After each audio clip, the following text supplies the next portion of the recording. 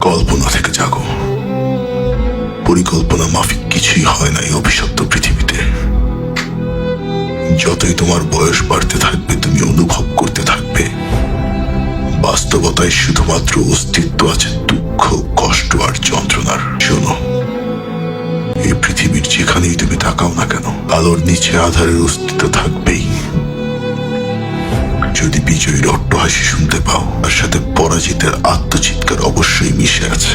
নিজেকে শান্তিতে রাখার স্বার্থপর প্রবণতাই সকল যুদ্ধের মূল কারণ। আর ভালোবাসাকে রক্ষা করতেই জন্ম হয় ঘৃণার। আমাদের অনুভূতিগুলোর একের সাথে অপরের আছে অবিচ্ছেদ্য সম্পর্ক। আমি চাই এই পৃথিবীর ভাগ্য পরিবর্তন করতে। একটি পৃথিবী শুধুমাত্র বিজয়ীদের, একটি পৃথিবী শুধু শান্তির, একটি পৃথিবী শুধুই ভালোবাসার। আমি সেই পৃথিবী তৈরি করব। আমি হলাম উচিহাদের প্রেতাত্মা।